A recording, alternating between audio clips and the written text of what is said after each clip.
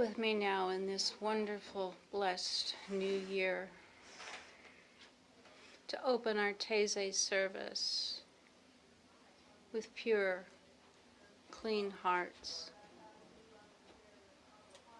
open minds, remembering we are one. We are unified in spirit. We share the gifts and the graces of spirit. We are spirit's nature.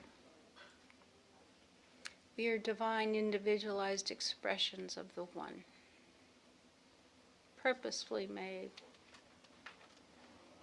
to love and enjoy life and to learn.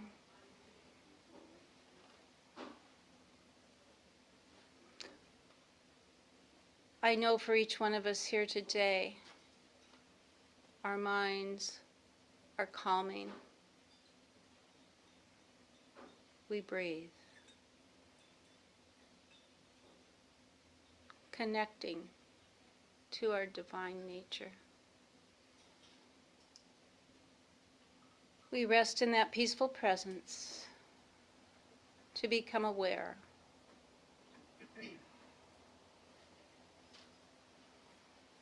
Listening to the words of Reverend Diana today, knowing that each one will receive what is needed to further the soul's journey to our immortality, being united with the one.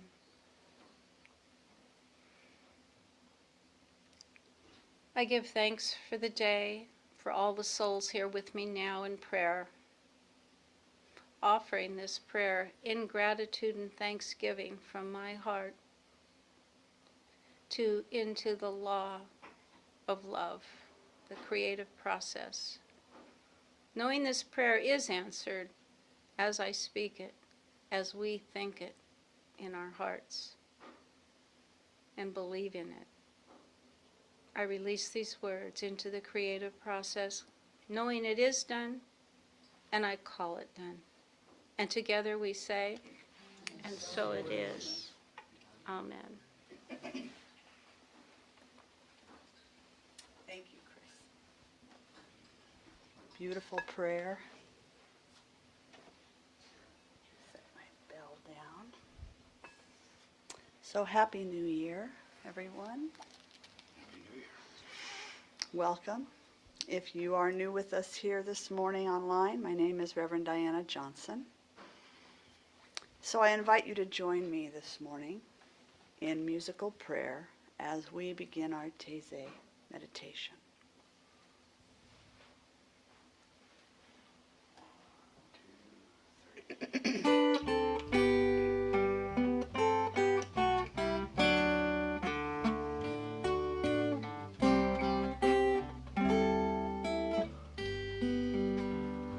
Welcome home to your mystic heart.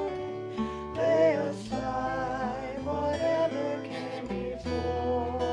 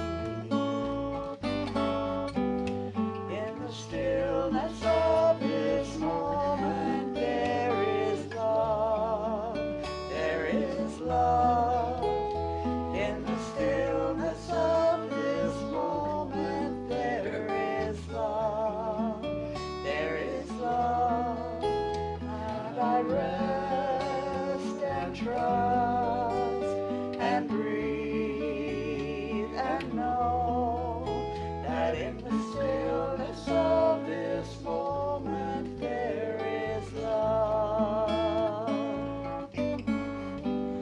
In the stillness of this moment I feel love. I feel love. In the stillness of this moment I feel love. I feel love. And I rest and trust and breathe and know that in the stillness of this moment I feel love.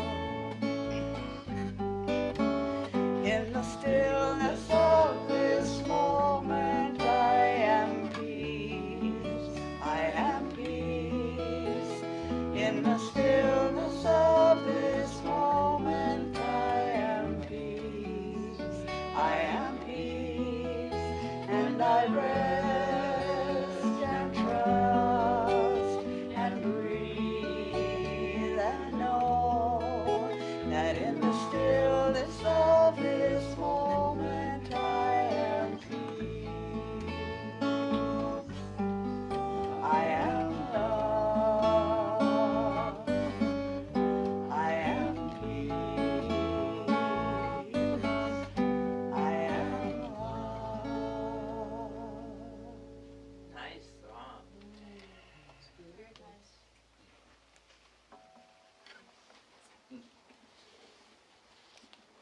In the stillness of this moment, we breathe, allowing that to be enough.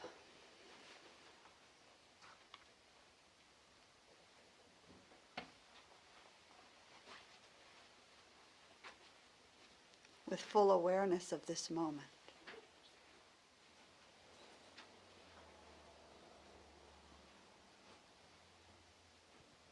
Content to simply be who we are, where we are.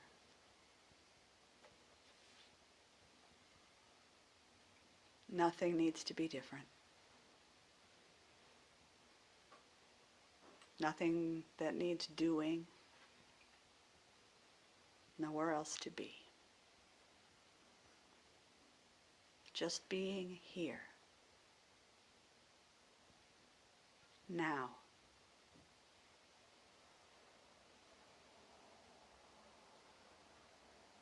We bring our awareness to our connection with all of life.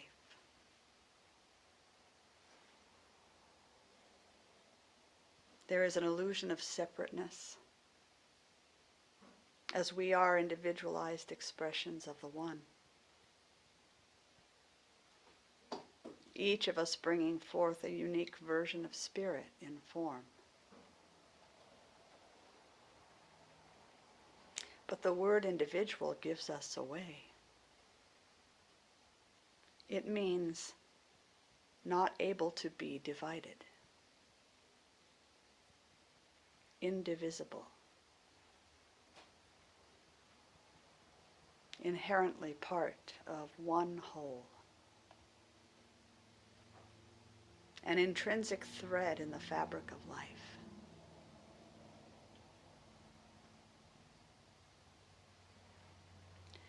We are connected to our fellow humans and to all other creatures by the very breath that gives us life.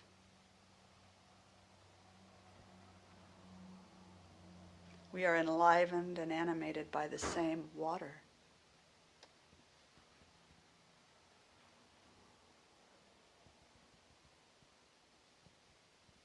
We're vitalized by the nutrients that come from the soil that grows our food.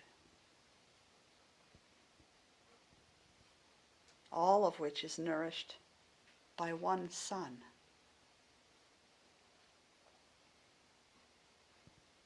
There are no lines of separation.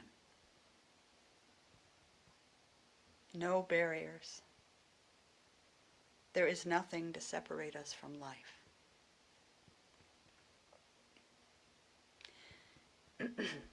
Each of us is a life in process. Every creature,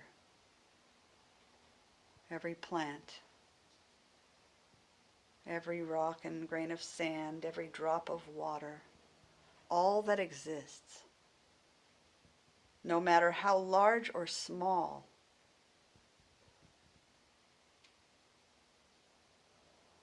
all of it an intricate and irreplaceable part of spirit. The earth herself is God-taken form. Feel yourself planted firmly into the earth.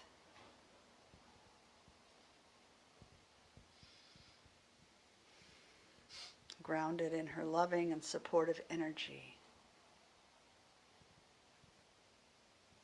Take a moment to breathe in that deep sense of connection.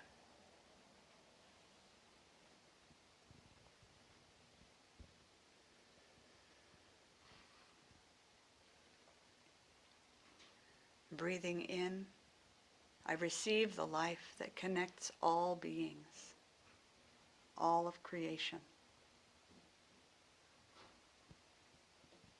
Breathing out, I give back to life.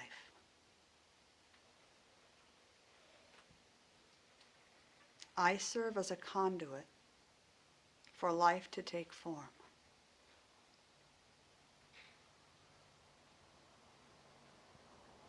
As a human expression, I'm given the priceless gift of self-reflective consciousness,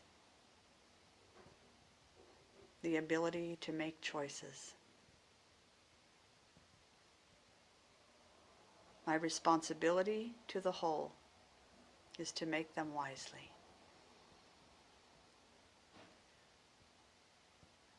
To care for my brothers and sisters, human and otherwise. To care for the Sacred Mother as she gives of her nourishment. To make an honorable and noble contribution to life itself. Doing no harm. And aiding in the transformation that is happening in our world.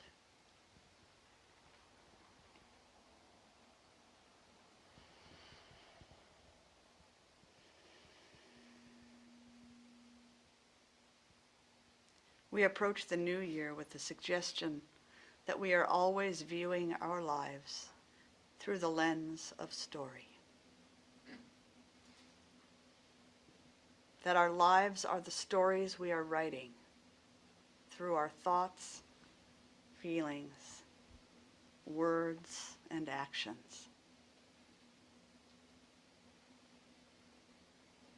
This month we contemplate the statement written more than any other in the Hebrew Christian scriptures.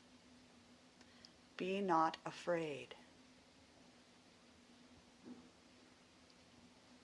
And this morning, as we approach the 12th day of Christmas, tomorrow, or Epiphany, the alleged day that the wise men reached the baby Jesus, we contemplate the path to insight.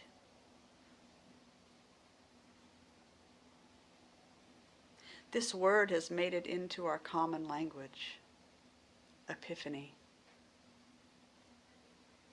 We might say, I've had an epiphany, a sudden insight or revelation. But does an insight come out of nowhere? Does it really come from nothing? Or is there a path to insight? A process, whether visible or not, whether consciously or blindly followed.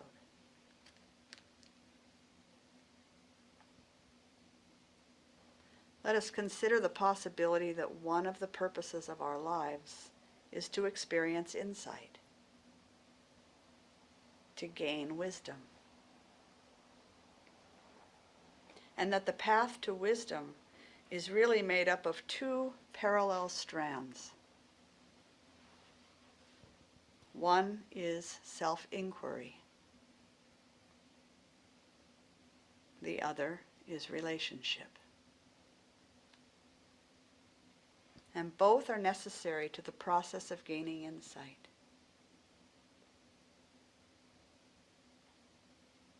When we attempt to make our journey forever surrounded by others, we might mistake their wants and desires, their preferences, beliefs, and opinions for our own.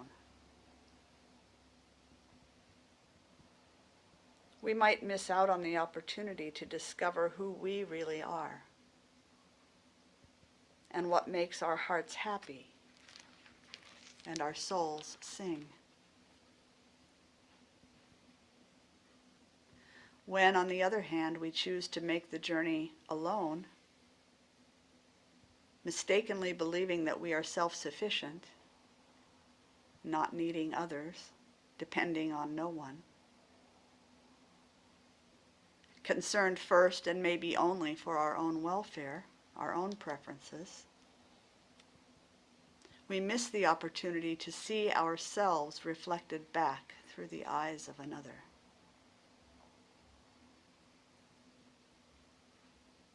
We miss the chance to offer the gifts we are here to share with the world. We are denied the nourishing experience of being in service and in taking part in the cycle of giving and receiving.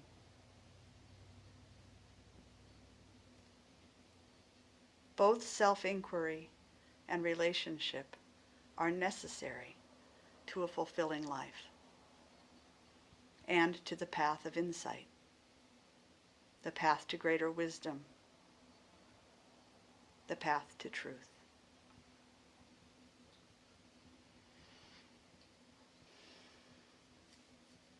We understand what it means to be in relationship. It means two or more beings or things interacting, engaging with one another,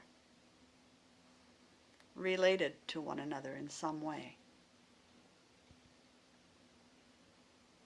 But what is self-inquiry? It goes beyond mere self-reflection. Spiritual teacher Rupert Spira suggests that everybody has the feeling of being myself. But not everybody knows their self clearly. In most cases, the feeling of being myself is so thoroughly mixed with the content of experience. That is, our thoughts, our images, feelings and sensations, perceptions, activities and relationships. So thoroughly mixed with that content that our knowledge of ourself is veiled or obscured or only partially known. As a result of this veiling or forgetting of our essential self or nature, the peace and happiness that is inherent in ourself, or rather that is ourself, becomes obscured. And as a result, a great search begins. This search takes us on a journey in which we try to find peace and happiness in the world outside of us. When we find that this approach has failed us repeatedly, we may turn to a religious path, seeking the same fulfillment through more refined means. But sooner or later, this search may also fail us. At some point, we have an insight. It becomes clear that the peace and happiness for which we are seeking cannot be derived from anything the world has to offer, however refined it may be. As a result of this understanding, we begin to investigate ourselves, the one place that has yet to be explored. This turning around of the mind away from the content of our experience in which it previously sought happiness, turning towards its own essential nature. This is the first step on the path to insight, and is the essence of self-inquiry. It is also the highest form of meditation or prayer.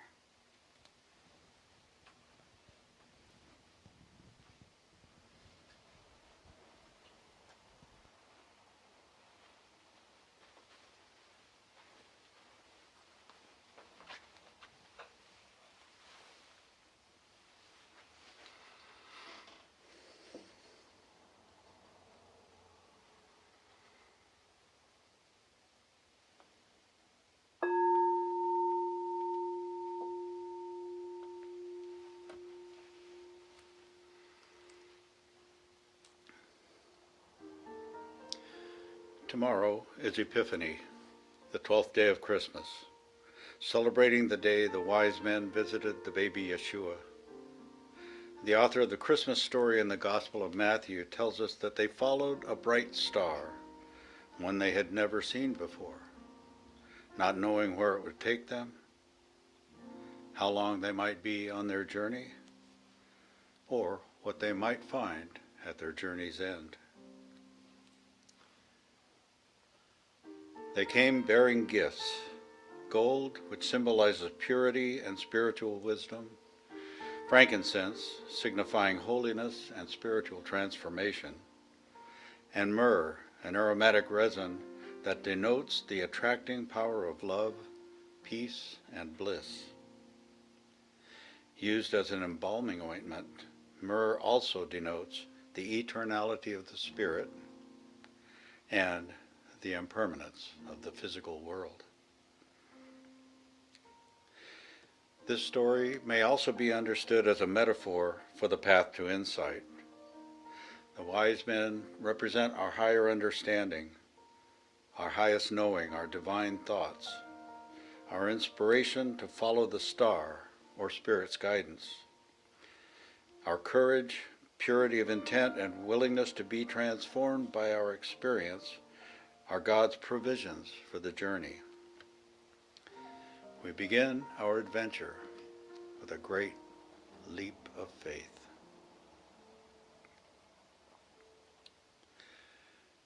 The Magi of old had to overcome obstacles on their trip, to work their way around mountains or cliffs, to find a safe place to cross the river. And then they had to rechart their course. Like them, we also have to make several adjustments along the way. Any number of things may take us off track. We get lost, and we must find the star again. Cultivating the spiritual gift of insight requires commitment. We must fully surrender anything and everything that interferes with our spiritual evolution, without ever knowing the outcome. As we enter into our 3 minutes of shared silent contemplation this morning, I invite you to follow the star of your own intuition, leading you deep within,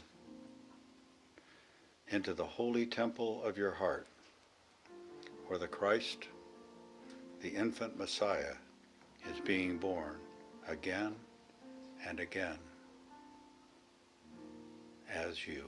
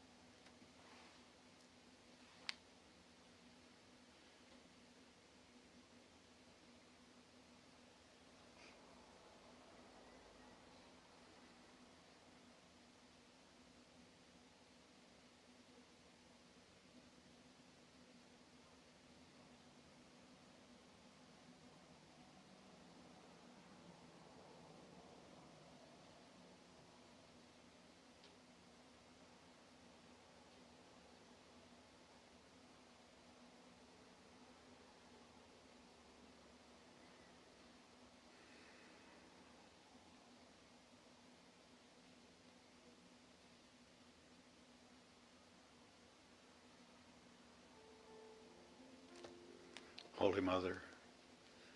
Divine Father, thank you for this time of blessed inspiration, for this communion with you and with my spiritual siblings in beloved community, and for the star of divine guidance that shows us the way. May we always remember that the Messiah, the Christ, dwells within us and as us. Like the wise men, each of us has unique gifts to bring, gifts that only we can give. And if any one of us holds our gifts back, the entire world is diminished. The universe is incomplete. Give of yourself freely and wholeheartedly. The world yearns for your love and your light. As Reverend Diana continues with our Taizé meditation this morning, we receive her inspired teachings as it makes our guiding star shine ever brighter, leading us further and further along the path to insight.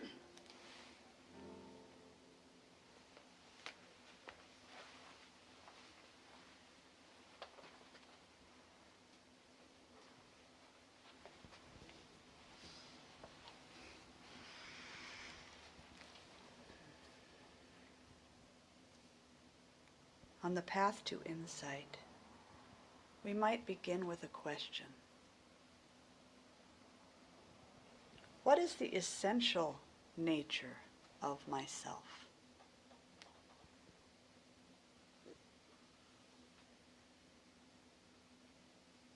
What is the very essence of who and what I am?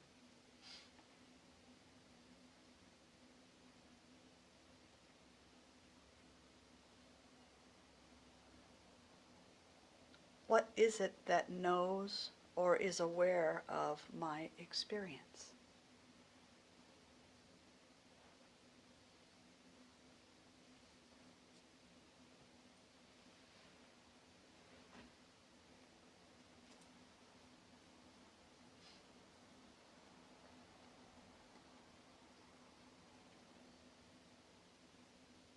Who am I really?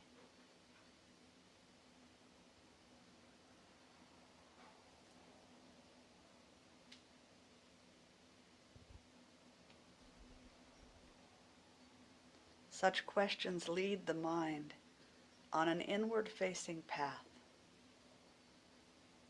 away from the objects of experience, away from thoughts, feelings and sensations, away from perceptions, and towards the very essence of the mind,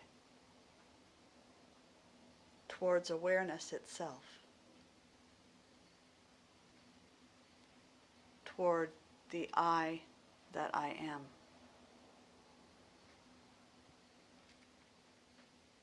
Self-inquiry gives us a taste of the peace and happiness that are our essential nature.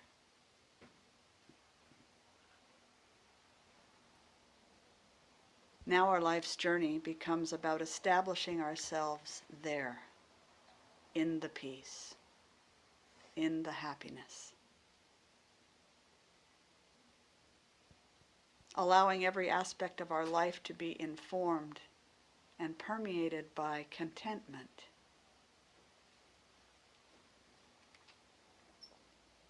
The further we travel, the more we come to know ourselves for who it truly is.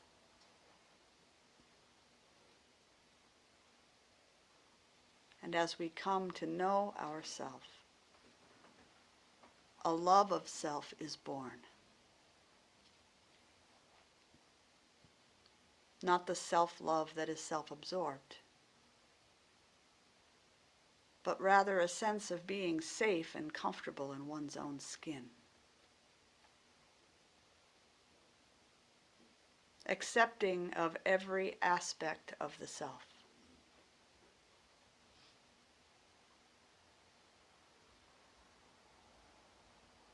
We develop a deep trust in the innate goodness of the self, and of life. There grows not a self-absorption, but a self-centeredness. Not a fascination and focus on the egoic self, but rather a grounding in the higher self.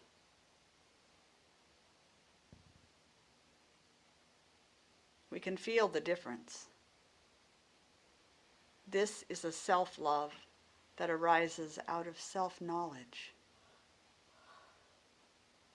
Because once you truly know yourself, you can see that you are and have always been lovable.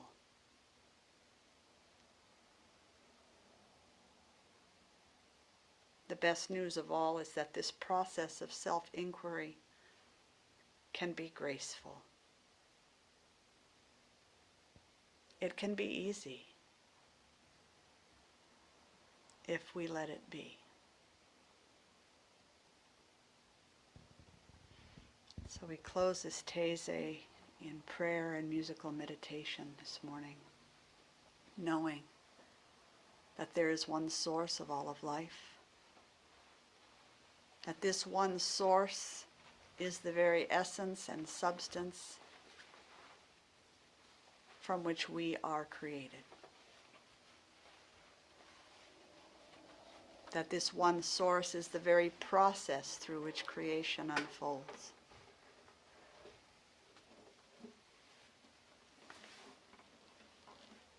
Knowing that each one of us is a perfect and intentional expression of the one.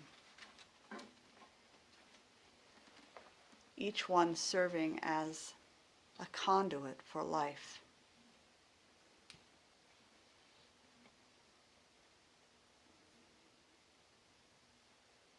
Each one here on purpose.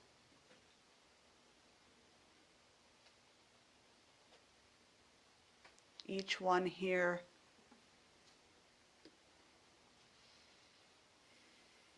as an expression of peace, as an expression of love.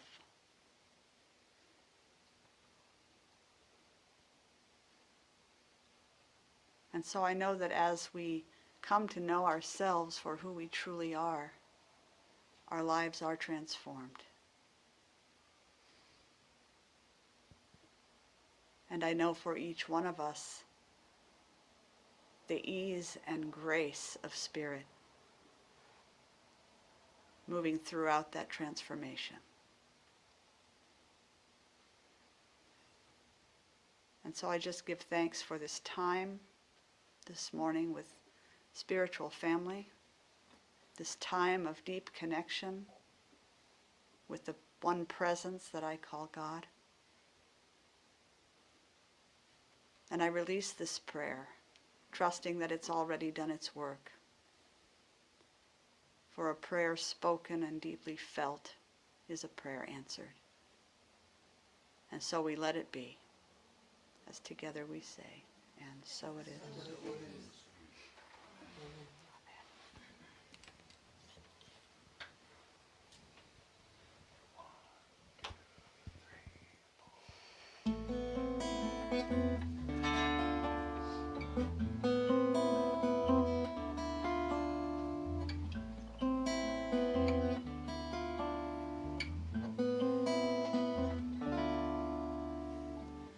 The love of God is here in every breath we take, fills us up with love and inspiration, fills us and surrounds us, meets our every need. It is our shining light and our salvation.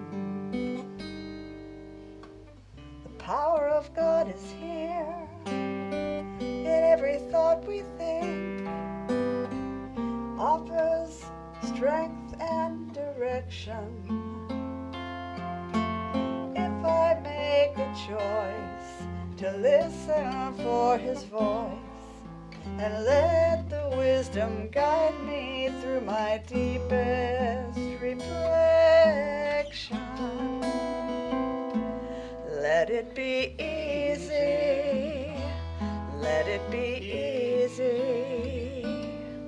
Relax, let go and trust. The way is easy. Let your heart's desire be ignited by the fire. Your life is in God's hands. He'll make the way easy. Oh, let it be easy.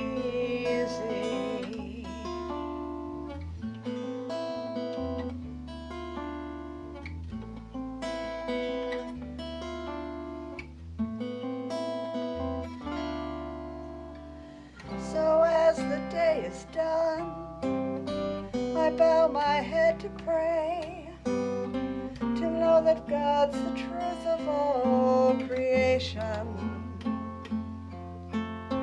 The beauty of the stars as they shine on you and me, and suddenly I know no separation. I rest from all the cares, the troubles of the day. I know that in the darkness I'm protected. Feel His loving grace caress my smiling face, and deep within my soul I know we've always been connected. So let it be easy, let it be easy. Relax, let go and trust. The way is easy. Let your heart's desire be ignited by the fire. Your life is in God's hands. He'll make the way easy.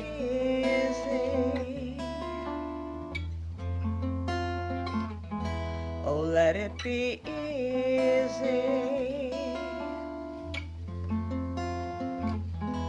Oh, let it be easy.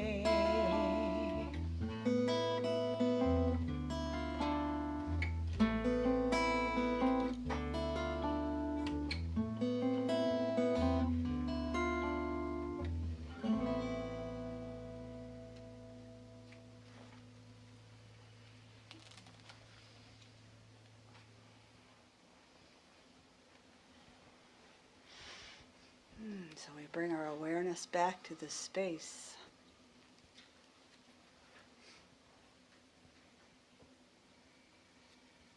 As you feel ready, open your eyes and look around. Beautiful spirits here with us this morning in human form. It is one of the most powerful questions that I use in my life. What would it look like if it was easy? Whenever I'm in a sticky place, when I'm in a troubled place, when I'm struggling, and I too do struggle, I ask myself that question: what would it look like if it was easy? And then I allow my visionings to see that. It's not to deny our difficulties, but it is to give us an alternative to the struggle and the suffering. So as we close Taizé this morning, we offer an opportunity for you to share of your financial good in support of the work that we are doing in the community. If you're joining us online today, you could go to mysticheart.org where you'll find a donate button, mailing address. And we thank you in advance for your many gifts. They do make it possible for us to offer this space for our gathering and to do all kinds of good things out in the community. So as you do that, we would like to remind you to let your light shine.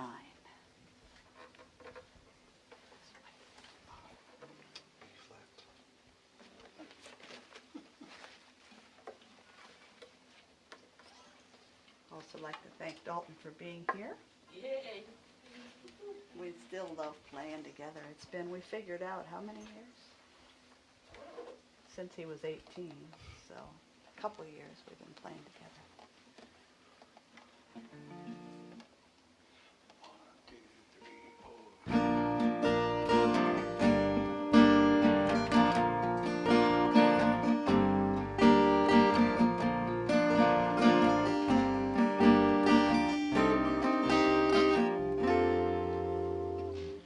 Loving presence knows itself through me,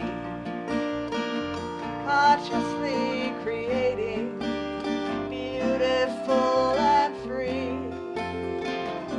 When I remember to look inside, I see love, light, and perfection, pure divinity. I just let my light shine, let my love flow freely, let the joy of living lift and carry me.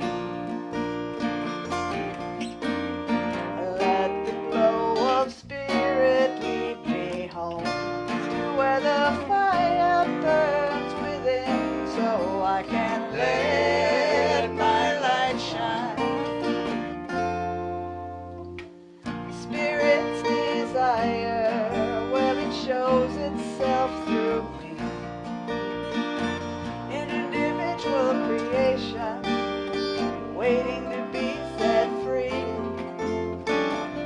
Sweet inspiration, back of all I see, reveals the gift of my humanity.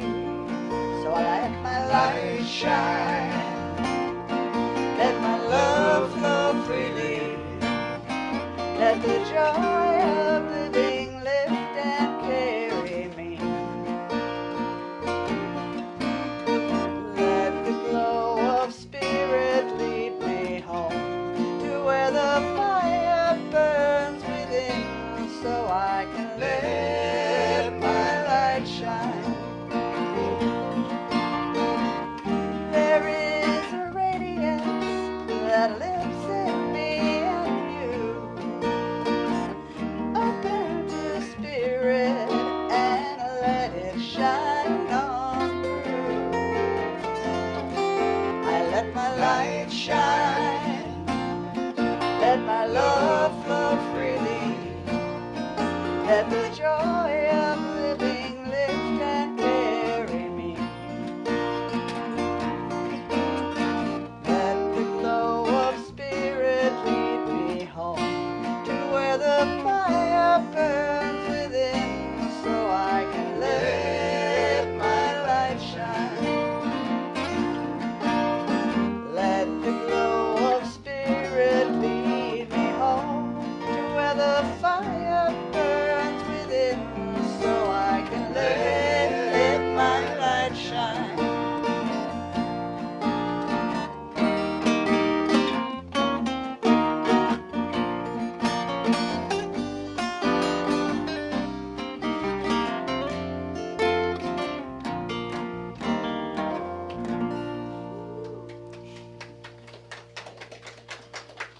Bravo. Long ago. We wrote that song long ago. So, Twisty road between Willits and Fort Bragg. that's right. So we say thank you for these gifts as they are given. I know that they are the gift of spirit coming through your lives, your hearts, and your hands. And we receive them with the deepest humility and gratitude. And so it is. All right. Well, we are going to bless you on your way to either enjoy your day or preferably to come back and enjoy the second half of this gathering with a conscious conversation. So let's do a soul's blessing, shall we?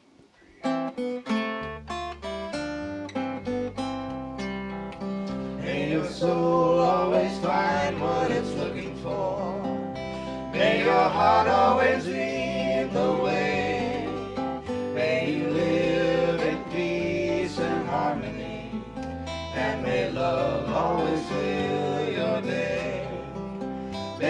path be strewn with happiness. May success find you everywhere. May you always embrace compassion and grace, and may God always answer your prayer. May you always embrace compassion and grace, and may God always answer your prayer. Have a beautiful day, and again, Happy New Year.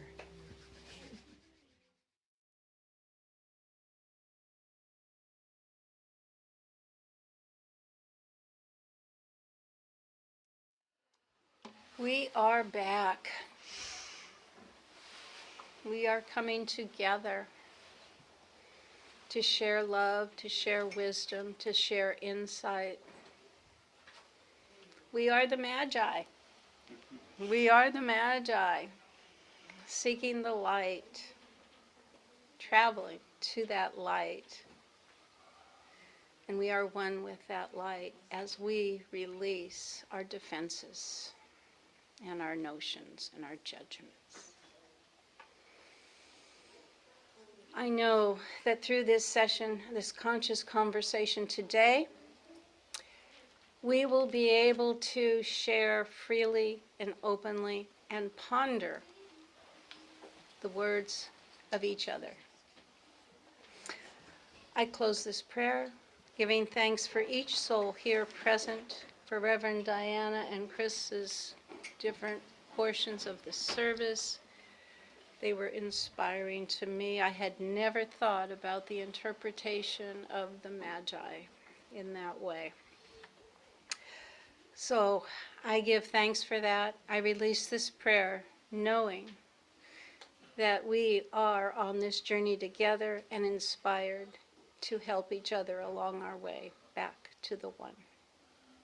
Together we say, and so it is. Amen. Amen. Thank you, Chris, for the beautiful opening, creating such a lovely space for us to be together. Welcome, or welcome back, whichever it is. So good to have you here. Happy New Year. And thank you for joining us on this first Sunday of this new year. This is the very first year for Mystic Heart to be approaching the new year with no need or desire to find a space, increase our space, or move to a new space. First year. We're home. We're home. We're home. To a lot of good souls. Yes, absolutely. Absolutely. So if you're here with us this morning and you're new online, my name is Reverend Diana Johnson. I'm the pastor and spiritual director here at Mystic Heart. And we're an independent interfaith community that teaches universal principles and practical spirituality. So it's my sincere hope that something that you hear this morning will help to lead you back to your own wisdom and guidance, because that's what we're doing here, is helping to point you back to you. So let's get the conversation started with some music, shall we? Thank Dalton for being here this morning.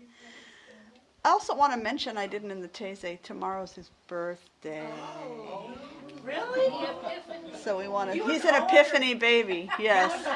He was the insight that, yeah. Tomorrow's Owen's birthday, my son. Yeah. Owen. On the 12th day of Chris's spirit gave to her.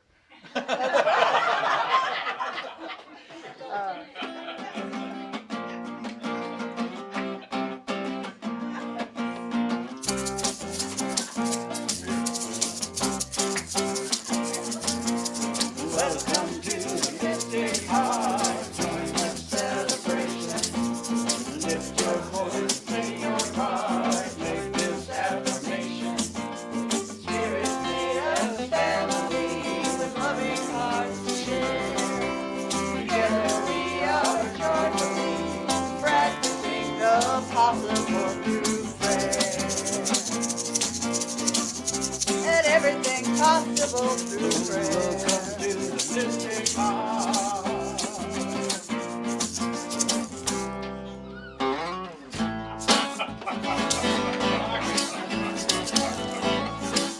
All right, let's get on up.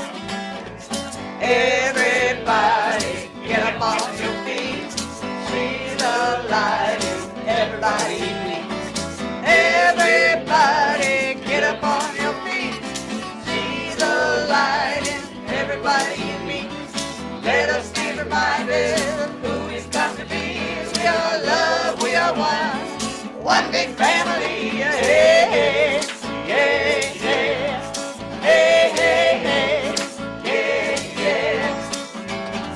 Let us make a joyful sound. Here we stand on holy ground. Let us make a joyful sound. Here we stand on holy ground. Let us make a joyful sound. Hey, hey, hey, hey, everybody, get up on your feet. See the light in everybody meet. Hey, hey, yeah, yeah. Hey, hey, hey, yeah, yeah. Woo. All right, so January song is one we haven't done in about a year. And it's got some lyrics, man. So get your tongue warmed up, and here we go. 1, 2, 3, 4.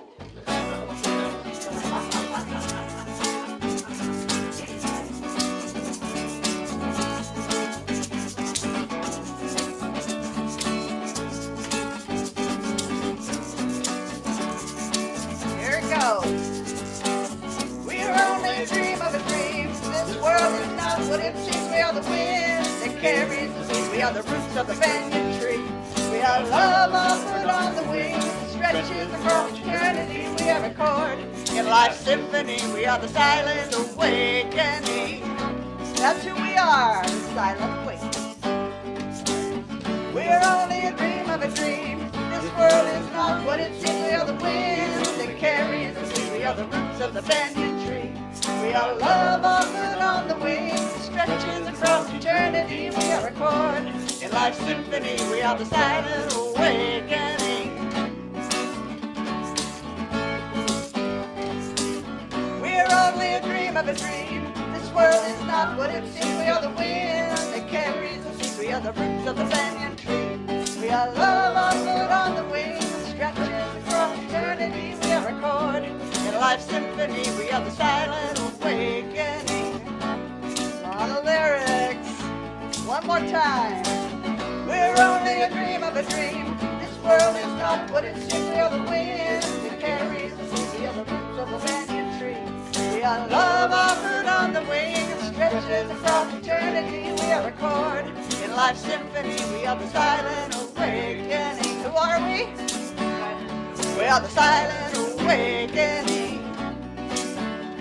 We are the silent awakening. We are the silent awakening. Silent awakening. Woo-hoo. Good for you. You hung in there. I'm going to put this egg down. Okay, egg on the altar. Lay this There we egg are. down. So let's take a creative journey together.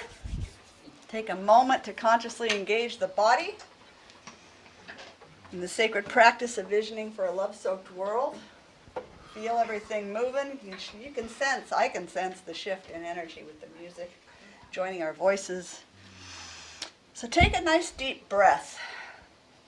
Ground yourself in the earth, feeling the presence of the one, by whatever name you call that, and then let it go. Let yourself relax into your chair. Take another breath in, and release it. So now engaging the inner vision.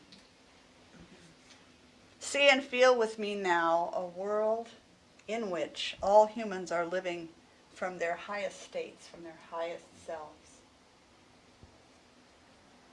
their deepest wisdom, their most generous and loving nature, honoring and caring for one another, for all creatures, and for the beautiful mother that sustains us all. This is a world in which all needs are met, where all beings have plenty of nourishing food,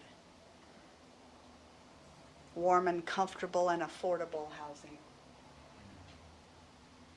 A sense of safety and belonging, where mental and physical health and education and healthy relationships are supported and sustained by social systems that are grounded in integrity and wellness and wholeness. Amen. Where all beings work and play at what feeds their souls and are well compensated for their service, for their time. This is a world in which all beings are valued and respected for their inherent goodness, where vulnerability and authenticity are not only welcome, but they're celebrated, where the peace that we cultivate within ourselves shows up as a world free of hatred and free of violence. Feel and know with me now a world without greed, where generosity is the norm, and every being receives all that is required to live a contented and fulfilled life. By the power of our collective intention, our powerful imagining, and our inspired action, we are writing a new story. We're creating a world that works for all beings. We pay no mind, we give no attention to appearances in the world, knowing that transformation is underway here and now, no matter what it looks like. So we walk in gratitude and respect and reverence and deep humility, acknowledging the sacred in everyone and in everything. It's through our hands and feet, our hearts and voices, that positive change on this planet is happening.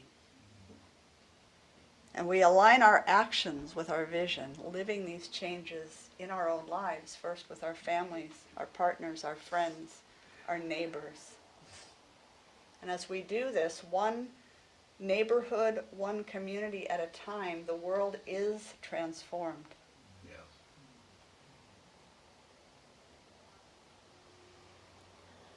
This community stands as an open and welcoming place for all who seek support, belonging, and a sense of family. It redefines church as a place of self-discovery. Amen. As we are guided to be the truth that lies within us. By the power of our deep knowing, our clear vision, and inspired action, this prayer is acted upon, answered even as it is spoken. And so, in full acceptance of its reality, with the deepest humility and gratitude, we release our word to the one, letting it go and letting it be. And together we say with feeling, and so it is. Amen. Aho. Whatever your chosen anchor is. Cheers. Whatever. Cheers is great. Take a moment to bask in that energy. Do y'all start your day with that? Do you start your day with that? Or something like it? It's powerful. It's a powerful start to the day. So this month, no, not this month, this year, every year I try to come up with some kind of an overarching theme that I can then tie the monthly themes into and then build it that way. And it changes as I go along because that's what happens, because I let it do that. But this year, what I'm going to be using is the stories. I'm going to use the theme of story. The stories that make up our history, our culture, our personal lives, as kind of a guide and an overarching theme for this year, for the meditations and conversations. So if you were with us at Taizé, you know that the year's theme is through the lens of story. So that's what I've chosen as kind of my theme.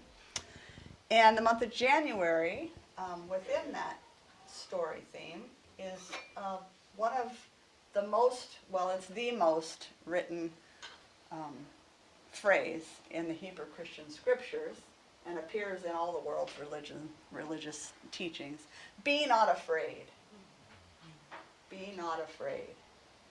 So we're going to look at be not afraid through some different lenses for January. And our topic of reflection this morning has been the path to insight. We looked at this idea that tomorrow being Epiphany, the word epiphany means revelation or insight. And so we looked at the idea that insight, maybe it feels all of a sudden when it comes, but that really there is a path to insight, at least one path to insight. That it's a process that begins to unfold unbeknownst to us, and then all of a sudden we have an insight, a revelation. So we talked about this path to insight or wisdom, path to truth, as two parallel strands that are both necessary to our journey if we are to find true peace, fulfillment, happiness. And these two strands are relationship and self-inquiry. So I'm going to suggest that we must be engaged in both relationship with people, things, with the world, and we must be taking part in a form of self-inquiry in order to really come to know ourselves well. So, what is self-inquiry? I'll throw that out first. What's your understanding of what self-inquiry is? It's a process of listening and figuring out who I am and how I feel about things, and it involves my relationship with myself. Okay. All right, thank you. Self-inquiry to me is being aware that we will make up a story and try to justify however it is that we want to choose to do something, and to actually reflect on that and see that for that story that it is, and still allow it to be okay, but to come from that place of knowing that you're choosing this Right. to be this way, and not just doing what's obviously the right thing to do. So it's like actually looking within and knowing our own underlying desires and wants that we actually put forth, and not just make up a story. Yeah. Thank Be you. a victim. Be a victim. And it isn't to say that things don't happen around us and to us, but then that choice becomes about, how do I deal with this? How do I experience it? How am I going to hold this in my life? Am I going to be the victim, or am I going to stand in my own power? Thank you, Chris. For myself, often I will, when something comes up out there, I'll react habitually rather than thinking it through, you know. So the beginning of self-inquiry for me was, why did I do that? Why did I respond that way? Why did that trigger me? Why did that make me upset? So, you know, finding some of those unconscious triggers, I guess, and you know, finding their source and where they live and how long they've lived there and how to get rid of some of them. How do I let them go? Yeah. Just give them an eviction Thank notice. you. Give them an eviction notice. And Chris, and then Kimberly. I was just thinking when you said about, you know, we react or we think about, we're in relationship with the world, and then our responsibility is how do we respond. It made me think of the question, how do I make this easy? Instead Yes. of being wallowing in our story and our victimhood, How Right. do my power is when I can think about how do I make this easy. Yeah. We talked at the end of Taizé about, we did a song called Let It Be Easy. And the idea is that in any given moment, in any difficulty, we can ask the question, what would this look like if it was easy? And when we truly ask wanting to see an example of what that might look like if it was easy, we will get that vision, we will get that insight. So that's where that's coming from. It's a really powerful question because it takes you out of the suffering and the difficulty of whatever's going on and shifts you into a field of infinite possibility. People.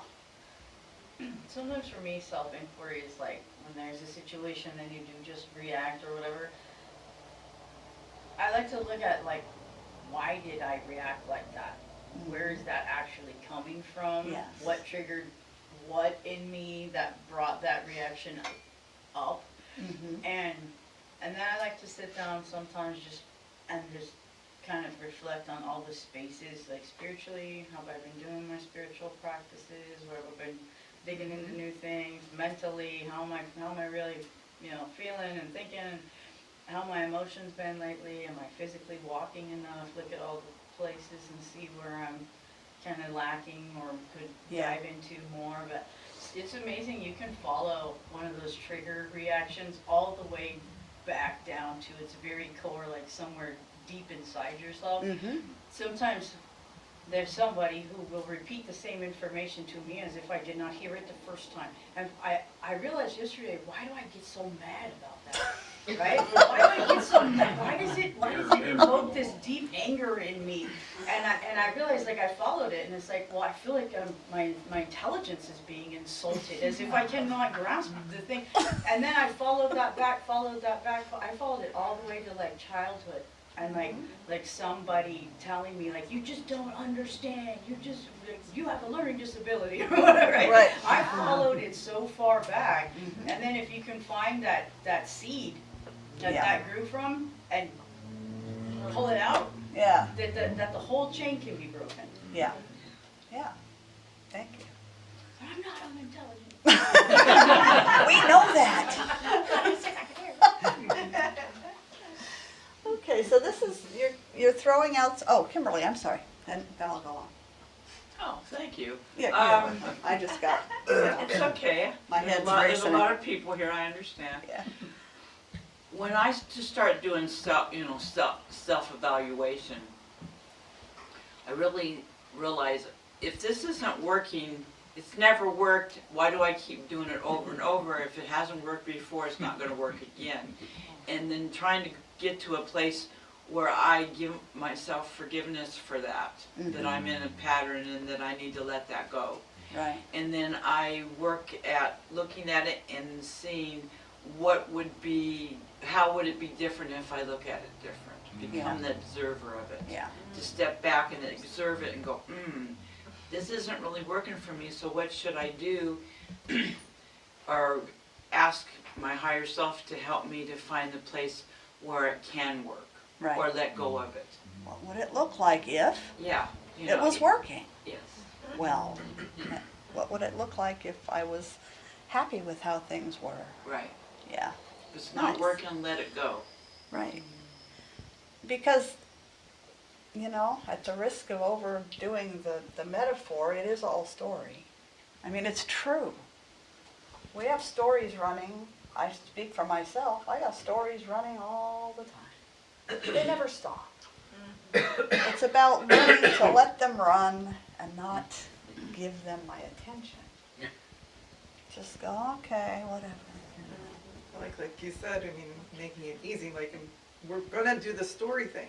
Right, We're gonna do it. It- So yeah. how do we make the story, right, how do we empower that story? right. How do Yeah. we make that story, make it look easier, I guess we still want some amount of challenge, there's Yeah, a little bit of or how can I get something greater on this. I mean, the easy things like, oh, if life was just easy all the time, what would I do?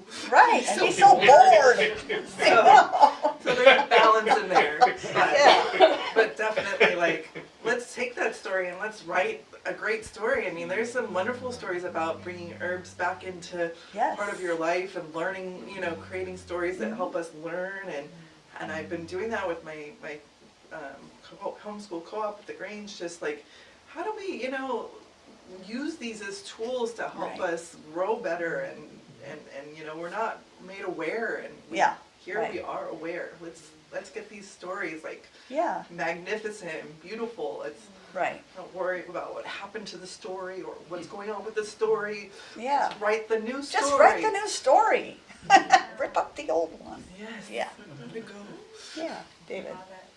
Well, it seems like we got started out early, understanding the stories, right? I mean, once Oh, upon yeah. a time, Yeah, and so you were already conditioned to, Right. this is how the outcome is of the story. right, yeah. So, Yeah, we're told from before we actually emerge to this world, we Right. hear, and we're exposed to the stories of our families, the stories of our communities, the stories of our world. So we're born into this soup of storyline that's already in place. so if we don't self-inquire, we just go with the Right. story. Right. So there's a further definition that was given by Ramana Maharshi, a great spiritual master.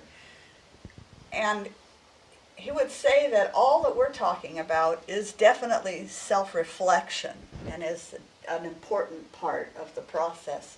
But he defines self-inquiry as taking it below all of the thoughts, feelings, actions of who we are, to that place of asking myself, without all of that, who am I? Behind all of that, who am I? And working your way back, as you're saying, going back, he's going back so far that what you eventually find is pure awareness. Pure awareness. Self-realization. And in that pure awareness, he would contend that we can find deep peace, contentment, and happiness no matter what is going on. So we're going to take our discussion all the way through self-reflection and back into that self-inquiry as we move through. So keep that kind of at the forefront.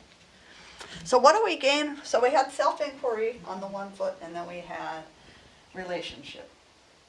And so what do we gain from being in relationship? Why is it necessary to our fulfillment that we are in relationship? That we're mirrors for each other.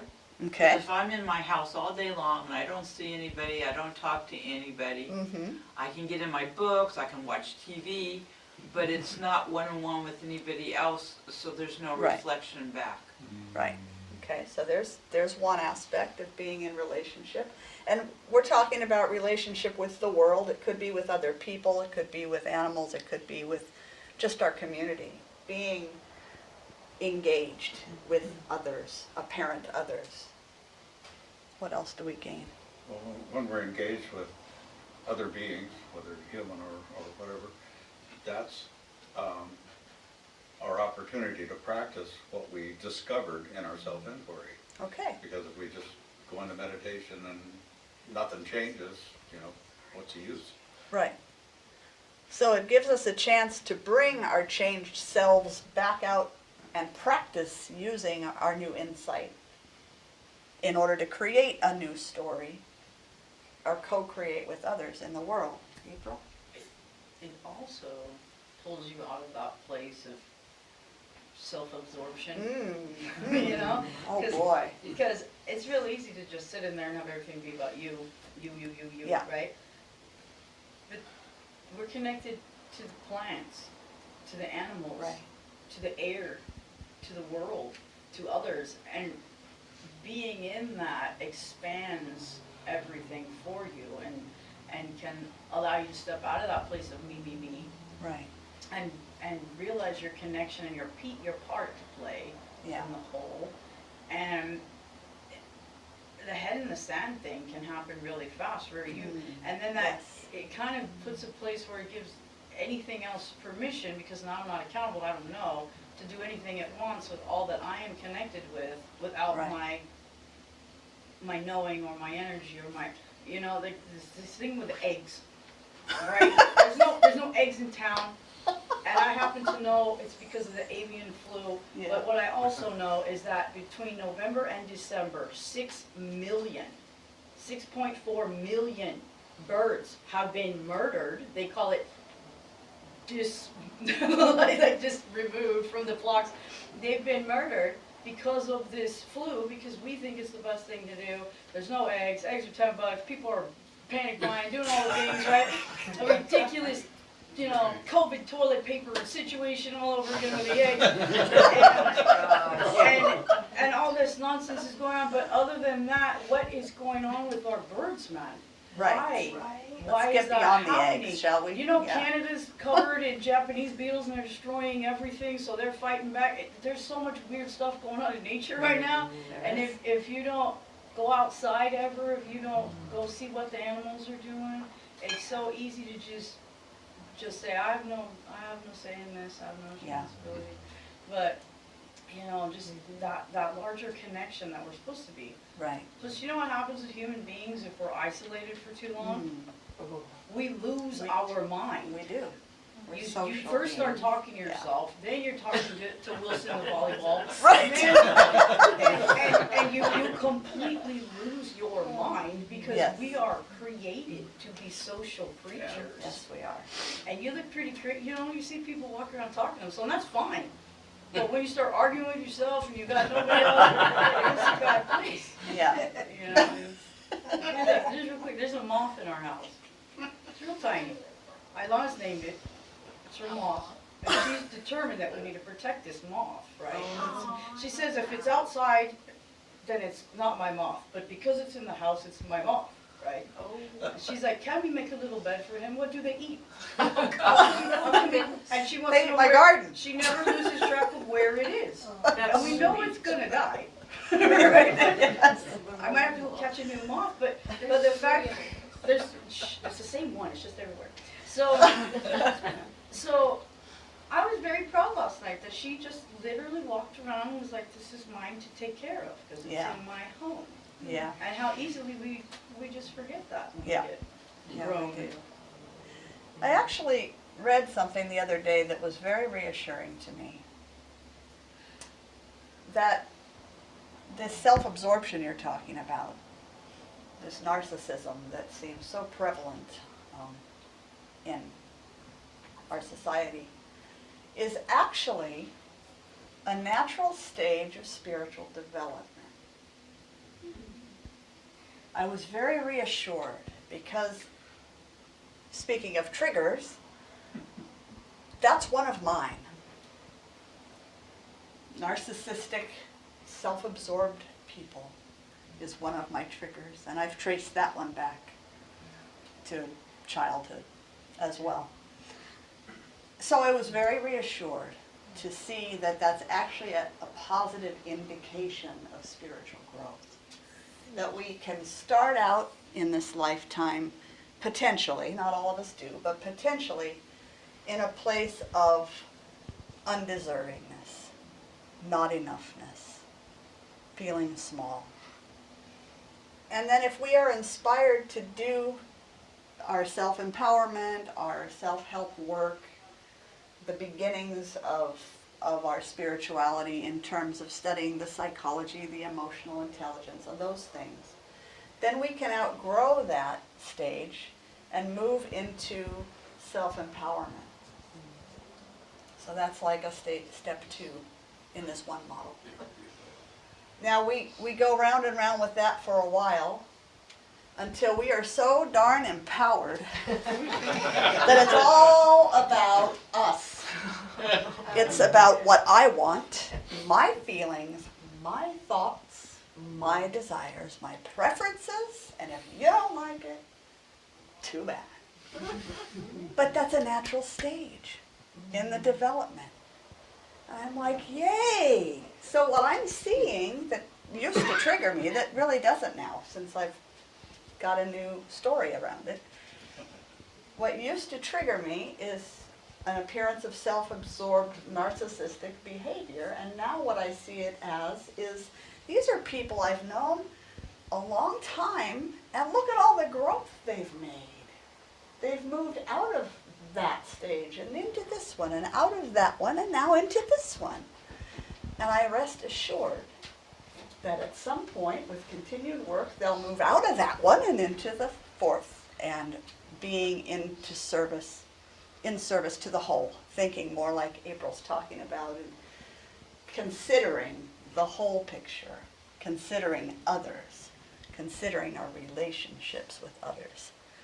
So isn't that cool that that's a natural progression? It helped me a lot. Yes. And if I could add on to that progression, Uh-huh. one of the basic beliefs that we hold Mm-hmm. is that we are a part of what God is, right? Yes. And we are, therefore, God's hands and feet. Right.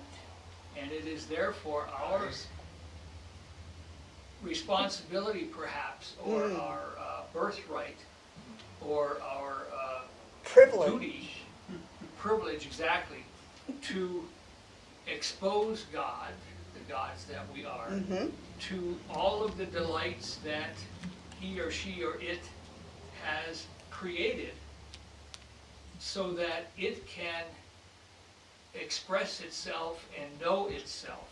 And so if we do not take part in community, if we stay in our homes and we try to be, I'm fine the way I am, I don't need anything, I don't need anybody, I don't need any stimulation kind of a thing, we are depriving God of the privilege of his or her or its creation. Yes.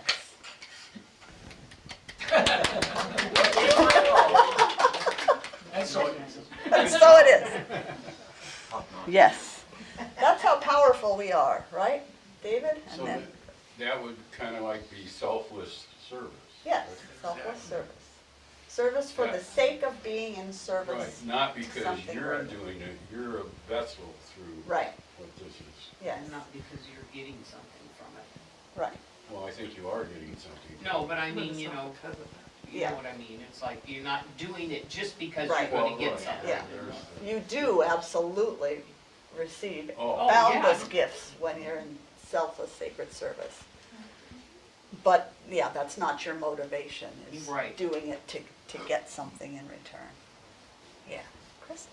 It made me think about, in bringing it down to the concrete aspect of it, who is our family? Right. How big is our family? And I think if we're narcissistic, it's just blood. Mm-hmm. Who is our family? And then beyond that, where is our home? Right. Who is the home? What is the home Yeah, besides just our little home right. that we protect? Yeah. So if we could have an expanded awareness of what family is and what home is and what needs to happen to maintain a clean, healthy, safe home. Right. Yeah. What if family was expanded to everything and everyone? And home was expanded to everywhere.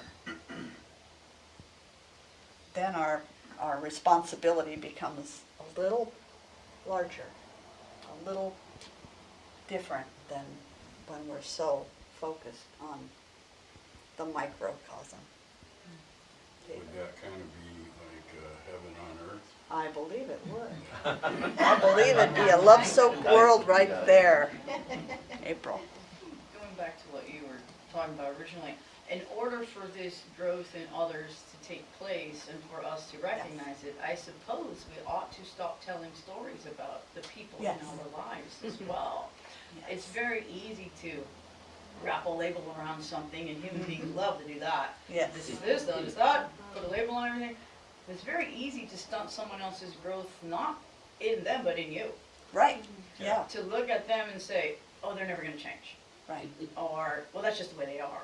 Yeah. And then you stop them from, in your spirit, changing. Right. And then when they do change, you have the absolute arrogance and audacity to go, well, we'll see how long that lasts.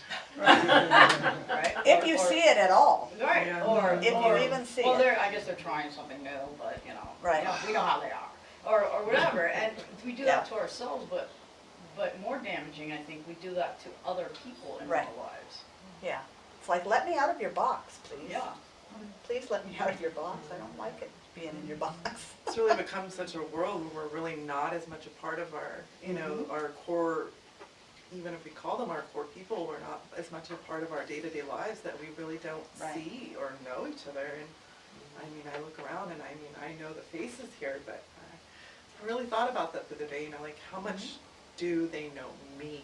Right.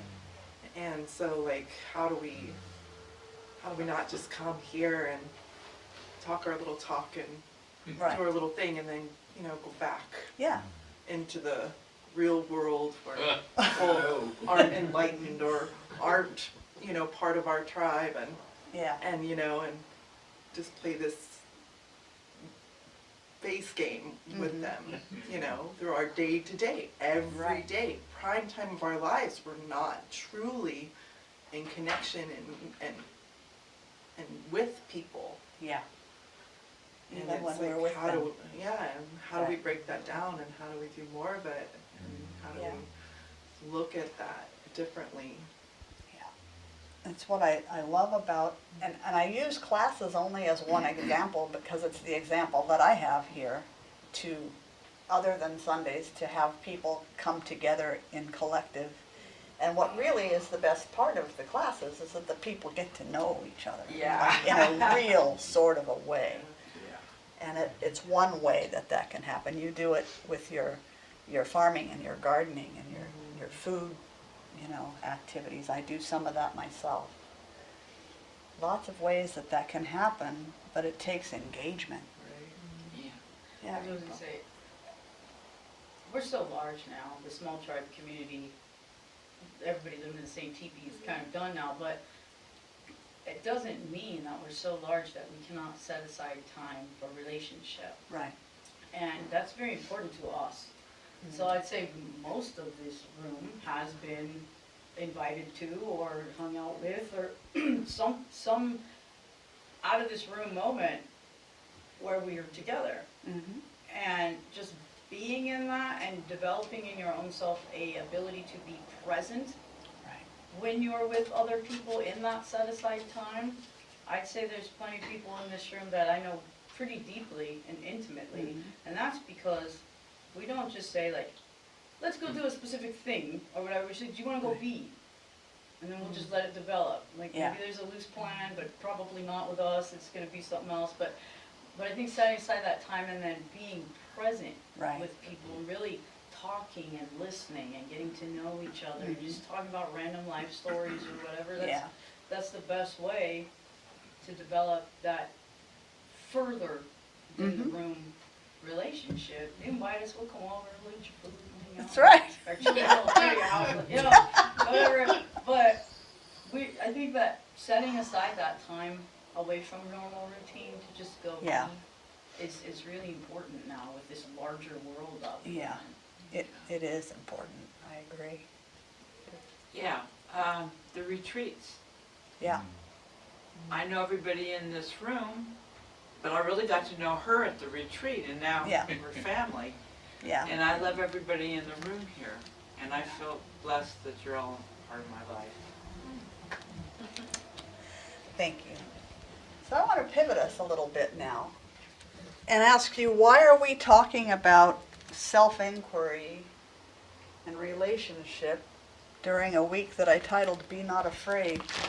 It is related somehow. How's it related?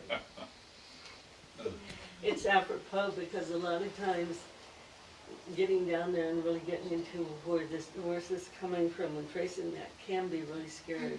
Okay, so Yes, self-inquiry, It can be very self-reflection. scary unless you're ready to do it. Yeah. Sometimes it comes up at unexpected moments. Mm-hmm. And I'm not gonna say now, but in the past. Once upon a I reacted time. in fear and refused to look at it, Uh-huh, and to my own self-detriment. yeah.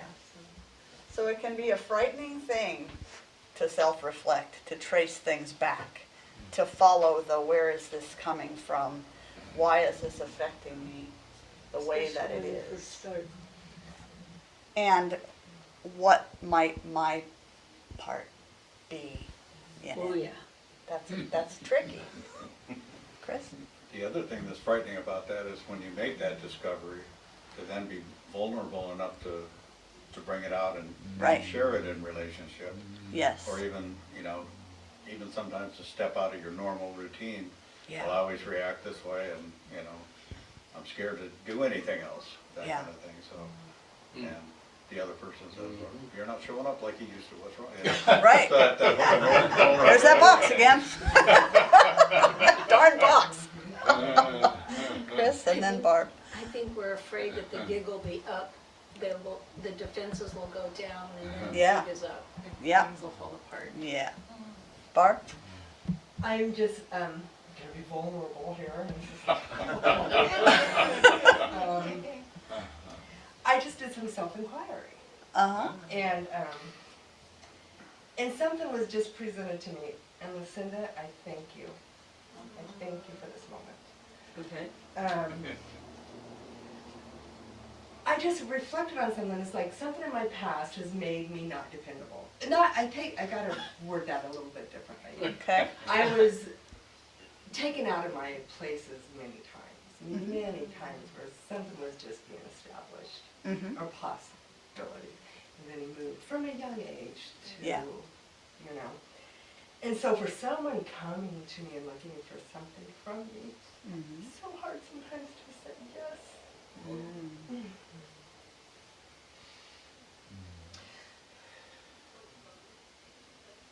Because I haven't been stable, not from my choice, Right. but it was from past stuff. And so I just felt like a deer in headlights, it's like, Yeah. wait. So, this just helped me recognize something here, and I'm just very thankful. Very thankful. And I'm going to sit with a little bit longer before I make any commitments. Yeah.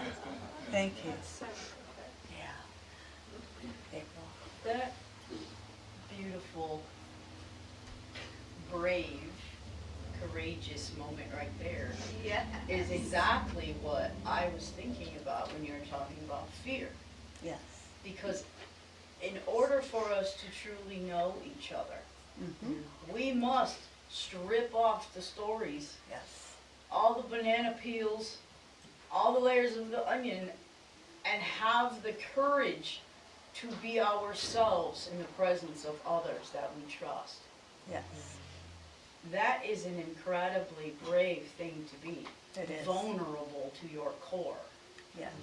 Several people in here have seen me lose it like a baby and crying. And that means I trust you because I'm hard as a rock for the most part. And if I break down in front of you, I trust you deeply. And if I trust you that much, enough to cry in front of you and show all of my stuff, I love you. And we have developed love together. And that is, why is that so hard now? In this day when we're told to, stand up, don't cry, don't be a baby, just push on with life, we have harmed that part of us that would naturally, I think, come out and be. Yes. And it takes a lot of strength to do that now. And if we were not genetically engineered to cry, we would not be capable of it. Right. Your tears are full of cortisol and hormones and stuff that your body's pushing out. It has a biological and an emotional way of helping you release what you Yeah. don't want.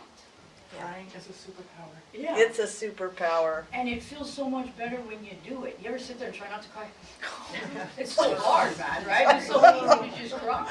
Yeah. And how much I have worked on myself to be a person who can be in those moments with someone else. Yeah, And how brave it is to be you. it is.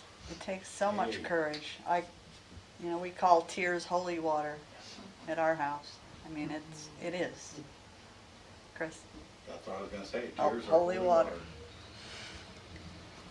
So it takes so much courage to be in true relationship. It takes so much courage. I'm preparing right now for classes starting, and the Shadow and Story class that's coming up. Woo, boy! We have some brave souls in here that are enrolling in that class, and it's going to be a very powerful experience.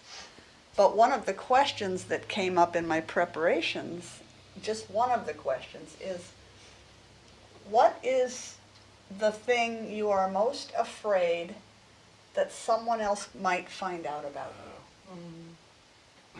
The one thing you're most afraid that someone else might find out about you. So it's that kind of vulnerability and willingness to be yourself, truly who you are, with any bumps and bruises that might be present. And to love yourself enough and to love the other enough to be vulnerable and to be transparent and real. I'm just affirming your truth that's Right. coming through you, channeling. A quote from back in the day, I can't remember where, but to go into what was being shared, tears bear the mark of ultimate courage because they show a man or woman's ability to suffer with God. Yes. And I think another thing too, kind of throughout all of this relationship, insight or self-inquiry relationship provides the stimulus and response.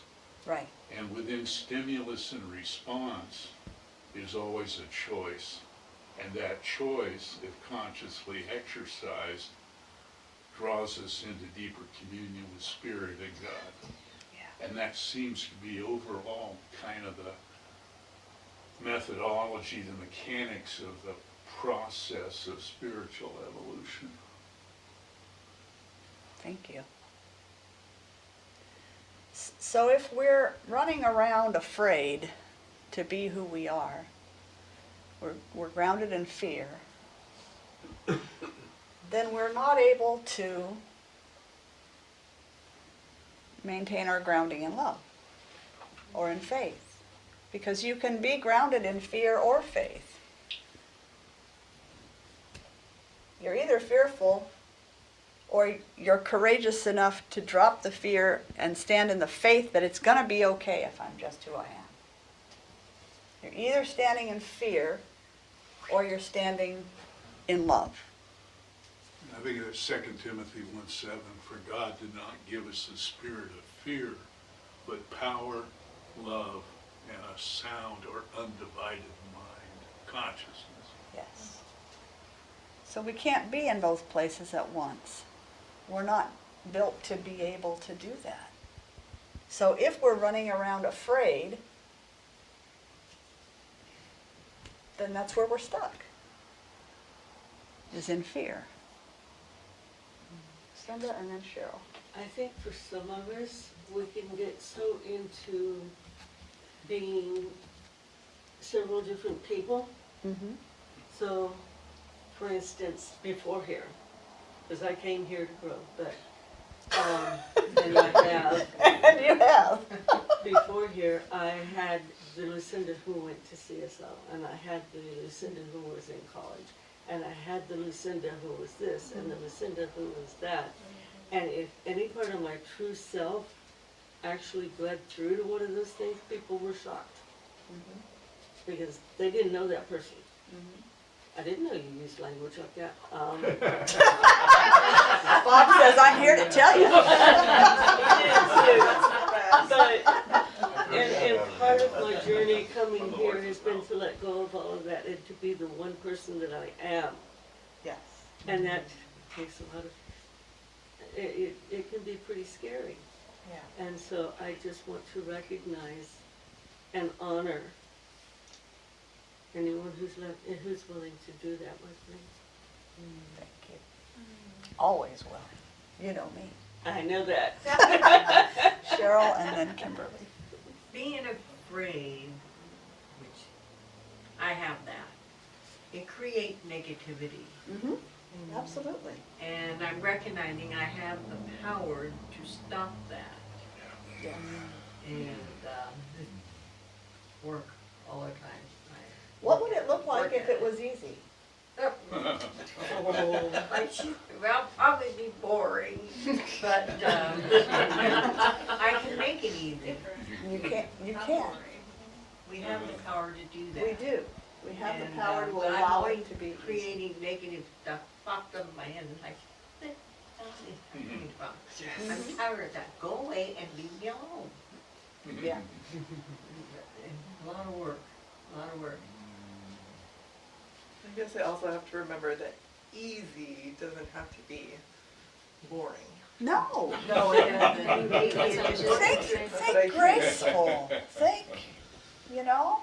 Well, like, one example. Fun. I was in Las Vegas with my kids and I went to their church. That was a negative thought for my part, but the minister came up and he said, "Good morning, church." Immediately I'm going, I never felt so cold in my entire life. It was like, really? And that was a negative thought. They have accepted it, that church, and that's their life, but it was like, wow. And that was a negative, and I'm going, I've got to work on that. Thank you, Kimberly. You know, it's interesting, we're talking about being our authentic self and whatever, and inquiry. And I realize I'm outgoing, and I know I am, but I'm also kind of both, I stand back too. And I didn't realize the reason why I did that. And when I was a teenager, my mom, my sister, and my dad, stepdad, used to say, when people get to really know you, they're not going to like you. And I have been coming from that place and didn't realize that till today. That's huge. No, and I That's wanted to you. say it out loud because I don't want to forget it, because that's not who I am. No, it's But anyway, so I've come, and me showing bits and pieces of myself, believe it or not, that's really hard for me, and I didn't even realize that until that came up today. yeah. So, I think I'm proud of myself. I've come a long way. You have, absolutely. But anyway, thank you for letting me share that, because Yes. I didn't want to forget it. It just popped up. I went, whoa. An exorcism. I know. So I have another pivot, but I believe what I'm going to do is put a bookmark in it and carry it into next week, because it has a whole nother possibility. And I know that it's going to need some time. So with that, is there anything else with what we've discussed this morning that needs to be shared or said before we wrap up today? April? You know, we're a room full of highly courageous, strong-hearted individuals, right? Yes, we are. And pretty much if you know me, you know I'm pretty much always the same. My personality is always the same, right? That does not mean my moods don't change, but I am pretty much the same. But that, like for most of us, does not come without scars. There has been some fear of rejection, and that's a lot of times why we don't show ourselves. There has been rejection, there has been harm, there has been healing, there has been growth, and most of us are at a place where we know if someone is kind of like on the same vibration or frequency as us, and we know who doesn't feel that way. And there's nothing wrong with protecting parts of you, But I think we are blessed in that we draw in the right people. And you know who's the right people, they feel good, and you know Yes. who you might not be able to do all the things, and that's okay. But I think the number one pat on the back I give myself is carrying my scars with grace, being able to be who I am, and being a person who calls in and draws in the right people. Yes. The people who will take all of those things and love you. Someone who can't take everybody's things and love them for the most part. But I think we should never forget that it is not easy, and it has not been easy, but we have gotten to that place. Right. And how important it is to be proud of that in us. Yes. Every one of us here should be absolutely proud and delighted that we are drawn to a place where these kinds of conversations are happening. Yes. So my pivot, let me just quickly say, and then Mark, was to the law of attraction and a whole thing. So next week you can look forward to a whole exploration of that and how I believe it's misunderstood in a big way. Mark? My comment has to do with the habit of, we grow up with television, and television shows you stories all the time, and that's what captures your opinion or your attention. And so we get obsessed with doing as opposed to just being. And so, you know, that's, it seemed doing is a protection against the fear. It can makes be. it clear, Yeah, oh, that person is playing golf, so he's not just something else. Point being, it's not easy to illustrate the being aspect of who you are. Right. But here, we're practicing to do just that, and to Yeah. allow that being to come forth. I would suggest that who we are being shows itself. We don't have to illustrate it. Our being is a walking illustration. People know who we are. If they allow it. But again, the fear makes people retreat back into, well, I gotta be doing something. Look at television. All these characters are doing something. Some are supportive, some are leading. Yeah. And the thing is, you don't have to be the lead part in your own life, doing everything. You can just simply be.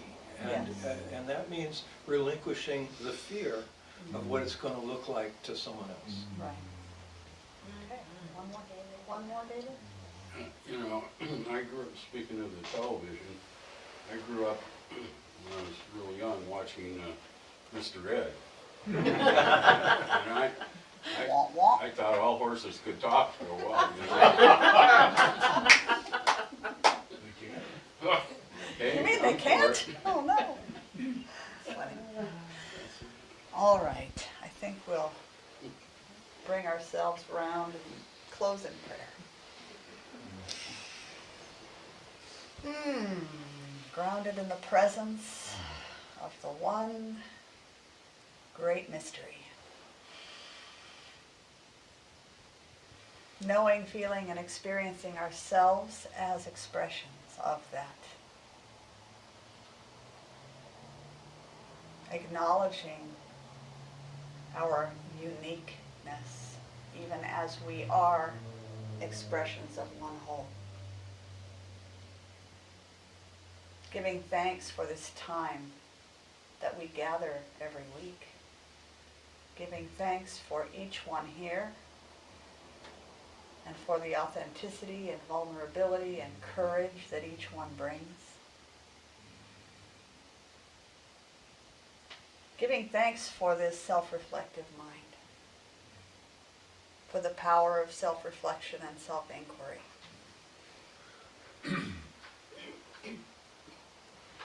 And giving thanks for the peace,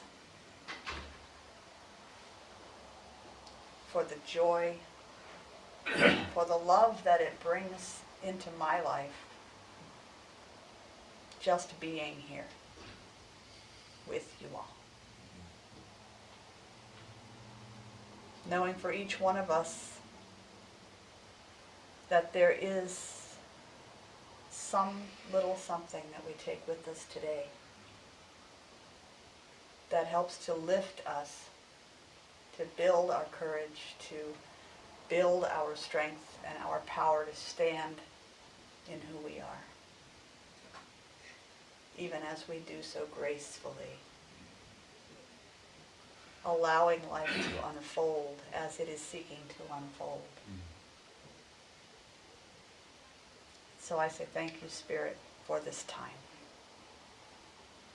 I trust that this prayer just paves the way for a beautiful and grace-filled week for each one of us. And so I just let it be. Together we say, and so it is. Amen.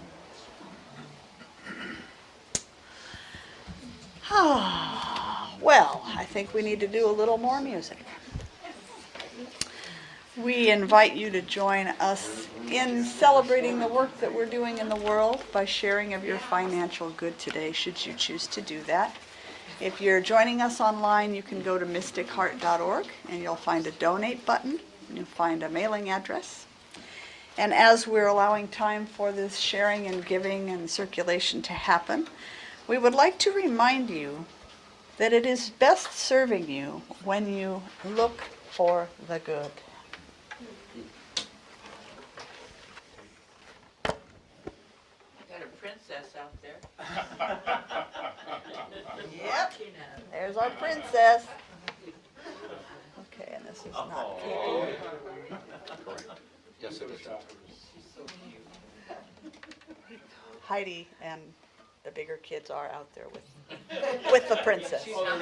She's not just running around on the street by herself. No, she's not unattended.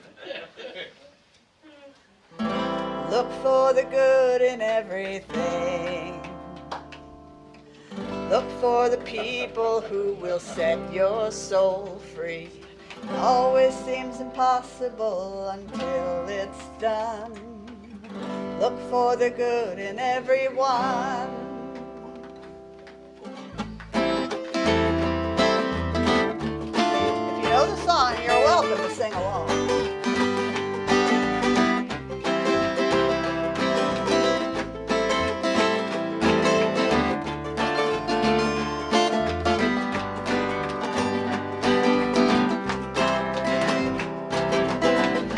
For the good in everything. Look for the people who will set your soul free.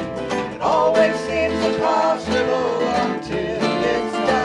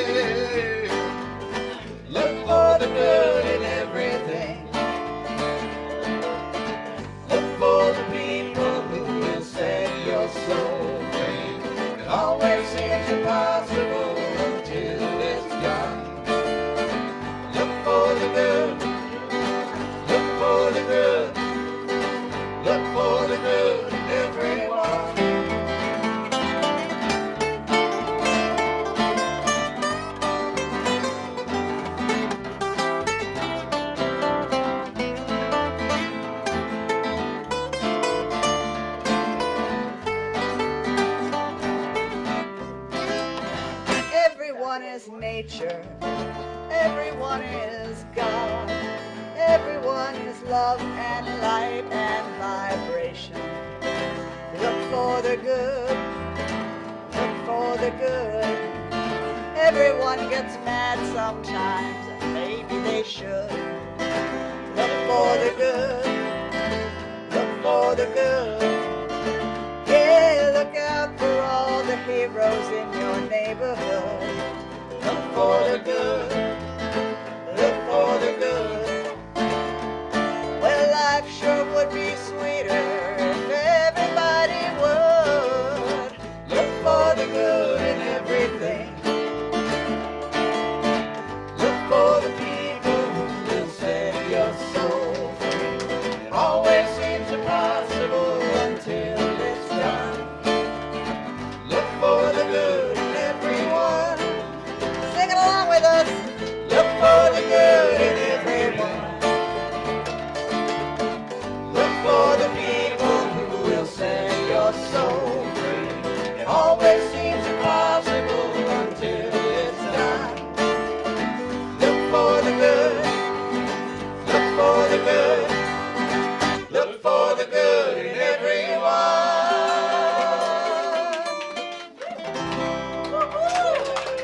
Move over, Jason Mraz. Wow.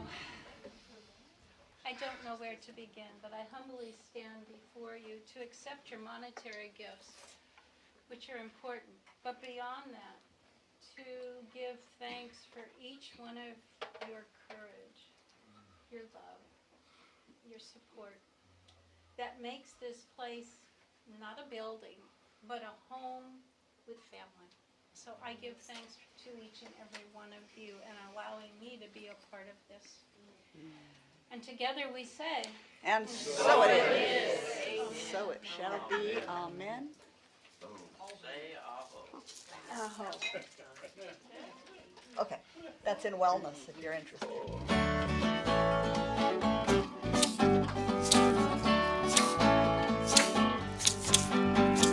All together, hand in hand, we see the light, we take a stand, and we are changing a whole new life for you and me. Take your past and set it free and share this blessing. Love be with you, peace enfold you, spirit lift you, breathe it in, truth come through you, make us flow to you, let joy renew you until we meet again.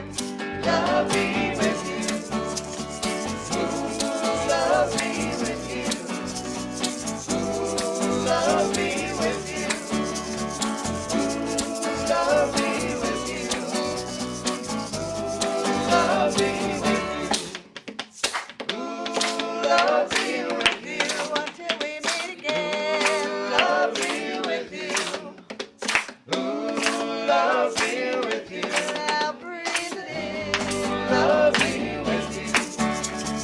Ooh, love be with you until we meet again. Love be with you. Ooh, love be with you. Now breathe it in. Love be with you. Happy New Year, everybody. Thanks for being here this morning.